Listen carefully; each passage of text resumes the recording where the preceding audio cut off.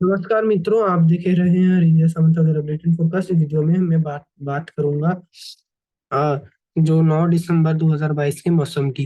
तो फिलहाल जो साइक्लोन मंडोस है वो यानी कि बन चुका है ऑलरेडी। आप देखिए, ये जो कॉन्वेक्शन क्लाउड्स होते हैं साइक्लोन के, ये आप देख सकते हैं। अभी कॉन्वेक्शन क्लाउड्स तमिलनाडु रायलसीमा तक पहुंच चुके हैं, श्रीलंका के आसपास तो है ही। और अभी ये साइक्लोन फिलहाल की स्थिति के हिसाब से सीवियर साइक्लोन की कैटेगरी में बना हुआ है ये। यानी कि पहले लग रहा था साइक्लोन ही बनेगा, अभी सीवियर साइक्लोन बन चुके हैं। पर तमिलनाडु में लैंडफॉल होते होते ये ऐसे साइक्लोनिक स्टॉर्म ही या डीप डिप्रेशन रह सकता है। तो फिलहाल ये सीवियर साइक्लोनिक स्टॉर्म है, और इसी के चलते जो है श्रीलंका और तमिलनाडु के कुछ इलाकों में काफी ऊंची लहरें उठ रही है। और तो यानी कि अभी जो है सावधानी यहाँ पर बरतने की आवश्यकता है। और आप देखिए, बादल जो है वो काफी घने छाए हुए हैं पूरे दक्षिण प्रायद्वीपीय भारत में। सबसे ज्यादा भारत में अगर मैं बात करूं तो आप देखिए, तमिलनाडु हो गया, रायलसीमा का इलाका, दक्षिण उत्तरी कर्नाटक, केरला में सबसे ज्यादा बादल है। आज यानी कि मध्य भारत में भी बादलों का आवाजाही शुरू हो चुकी है। जो आउटर पेरिफेरल क्लाउड्स है, ये पूरे महाराष्ट्र, छत्तीसगढ़, उड़ीसा, मध्य प्रदेश के भी पश्चिमी इलाके तक आप देखिए, और पूर्वी गुजरात के भी इलाके तक जा चुके हैं। यहाँ बिहार तक ही बादल देखे जा सकते हैं। उत्तर पूर्वी राज्यों में भी बादल है। उत्तर भारत में खैर पश्चिमी विक्षोभ है, तो इसके चलते ये बादल बने हुए हैं। शेष केवल अभी भारत में अगर पूरी तरह साफ आसमान देखें तो वो केवल राजस्थान, गुजरात और उत्तर भारत में पंजाब के ज्यादा इलाके, दिल्ली, हरियाणा, उत्तर प्रदेश में के ज्यादा इलाकों में है। शेष इलाकों में क्या है कि आउटर पेरिफेरल क्लाउड से साइक्लोन के कारण यहाँ से ये जो है नमी कुछ ऐसे पहुंच जाती है, ये हवाएं से घूमती हुई। तो ये आउटर पेरिफेरल क्लाउड्स कई 100 किलोमीटर तक जो फैली होती है, ये वो बादल है, हाई ऊंचाई वाले थोड़े बादल है। पर तब भी ऊंचाई वाले बादल भी, जो खुला जो धूप होता है एकदम, जो स्कॉचिंग सन होता है पूरा, जो एकदम धरती पे गिरता है, तो वो अभी थोड़ी धुंधली हो चुकी है। क्लियर धूप नहीं है, साफ धूप नहीं है। तो यही बस है, बाकी तो यानी कि ठीक है। और ये अभी आप फिलहाल ये देखिए, ये जो साइक्लोनिक स्टॉर्म है वो यानी कि बन चुका है, अभी सीवियर साइक्लोनिक स्टॉर्म बना हुआ है। और ये जो टेबल पे तो आप देखिए, ये जो है साइक्लोनिक स्टॉर्म जो है आज सुबह के 9 बजे था। अभी सीवियर साइक्लोनिक स्टॉर्म के कैटेगरी में आज दोपहर 12 बजे के बाद ये पहुंच चुका है। 85 टू 95 इसकी विंड स्पीड है, गस्टिंग टू 105। यानी कि ये भी काफी डिवास्टेटिंग विंड्स होती है सीवियर साइक्लोनिक स्टॉर्म में। और ये जो है कल, लगभग ये जो है कल ये आपका शाम 6 बजे तक ये सीवियर साइक्लोन बना रहेगा। फिर 9 तारीख होते होते ये एक साइक्लोनिक स्टॉर्म में परिवर्तित हो जाएगा। और ये जो मौसम विभाग दिखा रहा है, साइक्लोनिक स्टॉर्म के इंटेंसिटी में लैंडफॉल करेगा, पर हो सकता है कि एक डीप डिप्रेशन भी बन जाए। तो लैंडफॉल करते समय वीक हो जाएगा। पर अभी ये जो वाला जो आप देखिए ग्रीन एरिया, यहाँ तक एक सीवियर साइक्लोन बना रहेगा। पर यहाँ पर क्योंकि केवल समुद्री इलाका ही है, तो किसी भी प्रकार का ये डैमेज नहीं देगा सीवियर साइक्लोन की कैटेगरी में। पर तब भी जो केवल खतरा ये है कि जो मछुआरे हैं, हालांकि आपको तो यानी कि डीप डिप्रेशन या साइक्लोन में भी, डिप्रेशन में भी मछुआरों को सलाह नहीं दी जाती, तो सीवियर साइक्लोन में तो बिल्कुल ही नहीं दी जाती है। तो ये जो है अगर मछुआरों को ही केवल व्यवधान का सामना यानी कि समुद्र में करना पड़ सकता है। यहाँ पर आप देख सकते हो फिशरमैन जो वार्निंग है, ग्राफ भी वो है। तो आप देखिए, जो ग्रीन इलाका है यहाँ भी देखिए थोड़ा वार्निंग है, ब्लू इलाके में मॉडरेट वार्निंग है, ये जो येलो इलाका है यहाँ पर काफी ज्यादा वार्निंग बना हुआ है। आज जो है, आज से कल के बीच में 8 से 9 तारीख के बीच है। और ये फिर 9 से 10 तारीख के बीच ये स्थिति आएंगे, इनकी सुधार आएगा क्योंकि साइक्लोन फिर धीरे धीरे अंदर जाएगा। 11 तारीख को भी बना रहेगा थोड़ा मॉडरेट वार्निंग। और फिर आप देखिए, जो 11 यानी कि जो है 11 तारीख के सुबह 5:30 तक मॉडरेट बने रहेगा। उसके बाद 11 तारीख दोपहर के बाद जाकर नो वार्निंग दिखा रहा है, लेकिन उसके बाद आप जो है मछुआरे जो है आप जा सकते हैं समुद्र में। तो यानी कि कम से कम 11 तारीख के दोपहर तक अभी जो है समुद्र में जाना अनुकूल नहीं है। तो यहाँ सब डिवीजन वार्निंग में भी देखिए, उत्तर भारत में तो फॉग है, कुछ इलाकों में फॉगी वेदर है, कोहरा है, कोहरा छाना शुरू हो चुका है हल्का। और ये जो है अभी तमिलनाडु वगैरह में तो क्योंकि साइक्लोन थोड़ा दूर है, इसलिए अभी आप ऑरेंज अलर्ट देख रहे हैं। पर कल होते होते आप देखिए ये अलर्ट धीरे धीरे जो तमिलनाडु के ऊपर रेड में परिवर्तित हो जाएगा, दूसरे इलाकों में भी, और जो जी ऑरेंज हो जाएगा। और 10 तारीख को ये फिर अब देखिए ऑरेंज हो जा रहा है, पर और इलाकों में स्प्रेड है। क्यों? यानी कि सबसे ज्यादा जो है 9 तारीख को अब देखिए रेड वार्निंग है। तो ये है, ये साइक्लोन की मैंने अभी बात की। और अभी फिर से दक्षिण भारत से बात शुरुआत करते हैं। तो साइक्लोन आप देखिए, इसका विंड स्पीड 44-45 kT ये दिखा रहा है। तो यानी कि साइक्लोन तो बन ही चुका है, पर कहीं कहीं पर आप, अगर मैं पॉइंटर आपको दिखाऊं तो आप देखिए 47-48 kT पहुंच जा रहा है। ये आप देखिए इस इलाके में। तो ये अगर टच कर रहा है अभी 47-48 kT, तो इसीलिए इसको अभी सीवियर साइक्लोनिक स्टॉर्म कह दिया जा रहा है। अब देखिए ये 48 kT अभी बना हुआ है। आज रात को भी रहेगा, कल मैंने जो आपको दिखाया उस समय तक अभी रहेगा ये, आज कल तक। कल दोपहर शाम के बाद फिर धीरे धीरे साइक्लोनिक स्टॉर्म बन जाएगा। और आप देखिए लगभग लैंडफॉल करते समय भी साइक्लोनिक स्टॉर्म या डीप डिप्रेशन रहेगा, फिर पूरा लैंडफॉल ही कर जाएगा 9 तारीख के और 10 तारीख के सुबह, यानी कि 9 तारीख की रात के बाद ये कभी भी, ये जो तमिलनाडु में पुडुचेरी से चेन्नई, तो चेन्नई का जो तट है इसके बीच ये लैंडफॉल कर सकता है। तो अभी अगर मौसम की बात करूं तो यहाँ पर पूरा जो दक्षिण भारत में तमिलनाडु के ज्यादातर इलाकों में वर्षा की गतिविधियां शुरू हो चुकी। कुछ स्थानों पे पुडुचेरी से लेकर नागापट्टनम के बीच, यानी कि चेन्नई से लेकर नागापट्टनम के बीच भारी बारिश की गतिविधियां भी हो रही है। नेल्लोर वगैरह में मध्यम बारिश जारी है। विजयवाड़ा, काकीनाडा सारे इलाकों में जो है हल्की या मध्यम वर्षा की गतिविधियां लगातार जारी है। बादल छाए हुए हैं लगातार। और ये कल से और भी बारिश हो जाएगी। मूसलाधार बारिश होने की संभावना तटीय तमिलनाडु में है। आपको जो है प्रिकॉशंस लेने की जो है जरूरत अभी है। और ये 10 तारीख को भी भारी बारिश होगी पूरे तमिलनाडु में। अब देखिए जैसे जैसे सिस्टम अंदर आएगा तो आंतरिक तमिलनाडु तक ये भारी बारिश हो सकती है। चित्तूर, वेल्लोर, यहाँ पर जो ये रायचूटी हो गया यहाँ पर, फिर जो हो सकता है कि हिंदूपुर तक भी, जो आंध्र प्रदेश में यहाँ पर राजस्थान में ये यहाँ तक मध्यम या भारी बारिश हो जाए। और बेंगलोर में भी हल्की से मध्यम या भारी बारिश की गतिविधियां हो सकती है। तो यानी कि दक्षिण भारत में अभी लगातार जारी रहेगी। तमिलनाडु के कुछ इलाकों में मूसलाधार बारिश होगी। शेष सारे इलाकों में दक्षिणांतरी कर्नाटका, आंध्र प्रदेश और यानी कि रायलसीमा में भी हल्की से मध्यम होगी। आंध्र प्रदेश में भी हल्की से मध्यम बारिश। और केरला में जो है 10-11 तारीख के बाद केरला और तटीय कर्नाटका में भी हल्की से मध्यम वर्षा की गतिविधियां होगी। तेलंगाना में 10 तारीख से बारिश बढ़ेगी। हल्की से मध्यम बारिश शुरू हो जाएगी। 10 और 11 तारीख को बारिश होगी यहाँ पर। और अब यानी कि अभी चलते हैं मध्य भारत की ओर। तो मध्य भारत में अभी सिस्टम के चलते बादल छाना शुरू हुए हैं। छत्तीसगढ़ में आज रायपुर में बादल आते जाते रह रहे हैं, इसलिए दिन के तापमान में कुछ हल्की गिरावट आई है, क्योंकि बादल बादल छा रहे हैं इसके चलते। और अभी जो है यहाँ पर मध्य भारत में जैसे सिस्टम जाएगा तो क्या होगा, एक कॉन्फ्लुएंस जोन क्रिएट होगा, एक स्रफ भी यहाँ पर क्रिएट होगा। तो अभी वर्षा की गतिविधियां नजर आ रही है। तो फिलहाल तो यानी कि केवल जो दक्षिणी महाराष्ट्र है, मराठवाड़ा और सोलापुर वगैरह में, रत्नागिरी, सांगली, सतारा, यहाँ पर जो है 10 तारीख के बाद हल्की से हल्की या मध्यम वर्षा की गतिविधियां सांगली, रत्नागिरी सारे इलाकों में शुरू हो सकती है। 11 तारीख को पुणे वगैरह में बारिश हो सकती है। और 10-11 तारीख होते होते आर्द्र हवाएं दक्षिणी दिशा से ये कॉन्फ्लुएंस जोन यहाँ पर क्रिएट होगा। अब देखिए मध्य प्रदेश महाराष्ट्र के ऊपर इस प्रकार दोनों दिशा से हवाएं आएंगी। उत्तरी ठंडी और शुष्क हवाएं दक्षिणी दिशा से बंगाल की खाड़ी की तरफ से इस प्रकार ये नमी वाली हवाएं आएंगी। तो इन दोनों हवाओं की कॉन्फ्लुएंस के चलते ही वर्षा की गतिविधियां महाराष्ट्र के कई इलाकों में होने की संभावना है। मुंबई, पुणे में भी उस समय हो सकते हैं, मध्य महाराष्ट्र, मराठवाड़ा।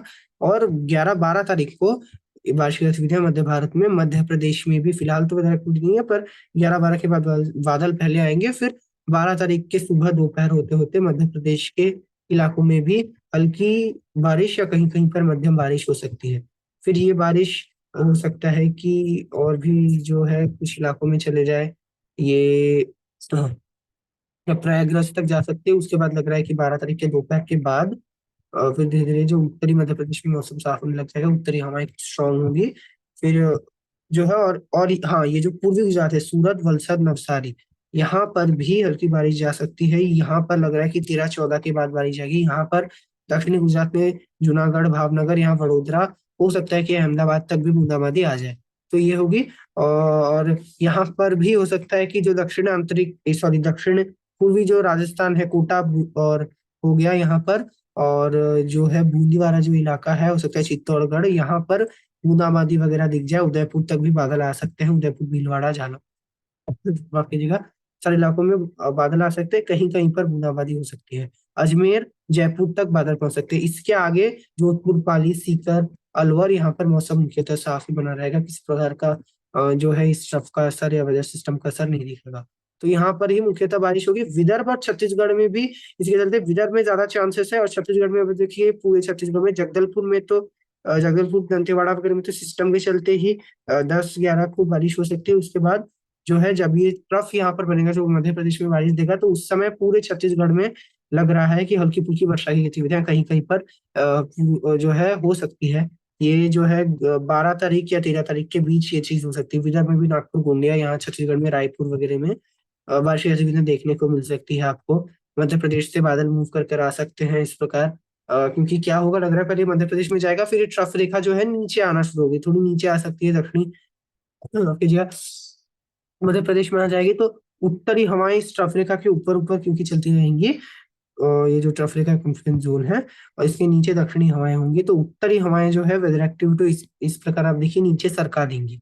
तो क्योंकि नीचे चले जाएगी, तो इसलिए उस समय लग रहा है 13 तारीख को छत्तीसगढ़ में, रायपुर में वर्षा की गतिविधियां हल्की फुल्की होने से होगी या बादल छाएंगे। हो सकता है ये जो आप देखिए लाइट रेन दिखा रहा है कहीं के पर बारिश ना हो, पर बारिश की संभावना से हम इनकार नहीं कर सकते।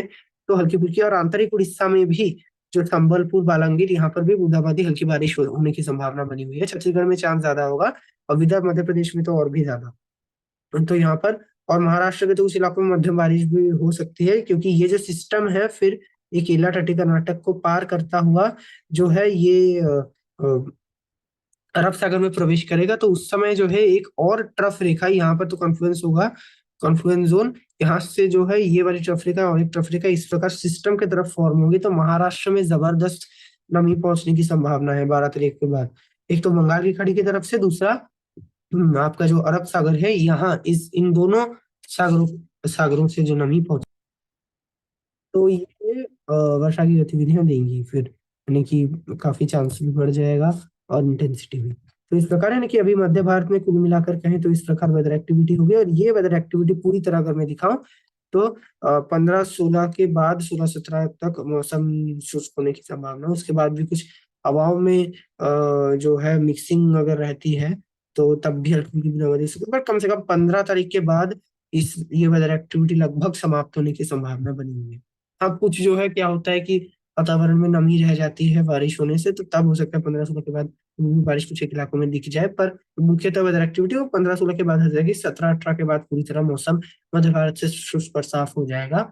तभी ये वाला जो भी वेदर एक्टिविटी, उतना ज्यादा भारी वेदर एक्टिविटी कम से कम मध्य प्रदेश, छत्तीसगढ़, छत्तीसगढ़ में तो वैसे चांस भी कम है, छत्तीसगढ़ और विदर्भ में, मध्य प्रदेश में चांस थोड़ा ज्यादा है, तब भी भारी वेदर एक्टिविटी, भारी जो बारिश है वो कहीं भी मध्य प्रदेश, पूर्वी गुजरात कहीं भी होने की संभावना नहीं है। केवल हल्की या कहीं कहीं पर मध्यम बारिश होने से भी, केवल महाराष्ट्र के कुछ इलाकों में, मध्य महाराष्ट्र में कहीं कहीं पर, मराठवाड़ा के दक्षिणी इलाकों में लग रहा है कि उस समय भारी बारिश एक आध इलाकों में हो सकती है। शेष किसी भी इलाके में भारी बारिश नहीं होगी। और उड़ीसा के तो तटीय जो इलाके हैं यहाँ पर तो बारिश की संभावना वैसे भी कम है। केवल जो सिस्टम अभी जो आएगा 10-12 तारीख, 11-12 तारीख के आसपास, वो हो सकता है कि ब्रह्मपुर या भुवनेश्वर वगैरह तक बूंदाबांदी हल्की बारिश दे जाए। और ये जो वेदर एक्टिविटी जब आंतरिक हिस्से में होगा ट्रफ रेखा के चलते, तब तो भुवनेश्वर, कटक, पूरे सारे इलाकों में जो है वेदर एक्टिविटी नहीं होगी, मौसम शुष्क ही रहेगा। यहाँ की हुई पूर्वी भारत में तो मौसम शुष्क ही अभी बना रहेगा। पूर्वी भारत अभी भी काफी ज्यादा ड्राई बना रहेगा, किसी भी प्रकार की वेदर एक्टिविटी नहीं है। पर बिहार, पश्चिम बंगाल में कुछ बादल बादल सिस्टम के चलते छा सकते हैं। किसी भी प्रकार की वेदर एक्टिविटी हालांकि अब यहाँ पर संभावित नहीं है।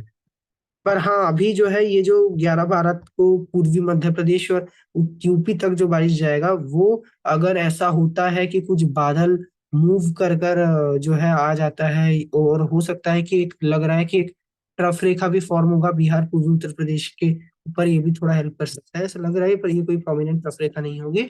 और अगर कुछ बादल यहाँ से, ये वाला जो एरिया है यहाँ से कुछ अगर मूव कर कर यहाँ झारखंड के ऊपर पहुंचते हैं, इसकी चांस काफी ज्यादा, प्रोबेबिलिटी कम है। तब अगर कुछ हल्की वेदर एक्टिविटी हो भी जाए तो उसकी संभावना काफी कम है। और ये स्पेशली पश्चिमी झारखंड में ही ये स्थिति दिखाई दे सकती है। पश्चिमी झारखंड या दक्षिणी बिहार से पटना तक बादल तो आ सकते हैं, पर बारिश वाले बादल कितने आएंगे उसकी प्रोबेबिलिटी काफी कम है।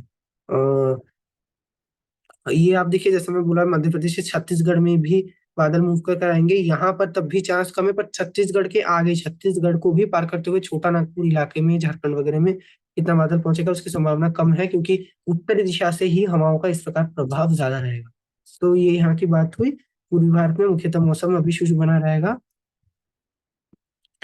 अ, और उत्तर पूर्वी राज्यों में भी मुख्यतः मौसम शुष्क रहेगा, केवल कुछ बादल बादल अभी आ रहे हैं सिस्टम के चलते, बाकी तो मौसम शुष्क है। पहाड़ों में अभी पश्चिमी विक्षोभ उत्तर भारत की तरफ से तो आ चुकी है, ये हल्की बर्फबारी दे सकती है पहाड़ों में। और इसके बाद एक और पश्चिमी विक्षोभ 12-13 के बाद आएगा, वो भी हल्की हल्की बर्फबारी देके चला जाएगा। कोई जो है भारी स्नोफॉल अभी होने की संभावना नहीं है। इसी प्रकार रहेगा। उत्तर भारत में तो लगातार पंजाब, हरियाणा, दिल्ली, राजस्थान, यहाँ पर उत्तर पश्चिमी दिशा से उत्तर प्रदेश में हवाएं चलती रहेंगी लगातार। और वही तेजी से अभी हवाओं का स्पीड भी 11 तारीख के बाद बढ़ जाएगा पश्चिमी राजस्थान, दिल्ली वगैरह में। पूर्वी राजस्थान हो गया, गुजरात के भी पश्चिमी इलाकों में, कच्छ वगैरह में, यहाँ भी मौसम शुष्क रहेगा।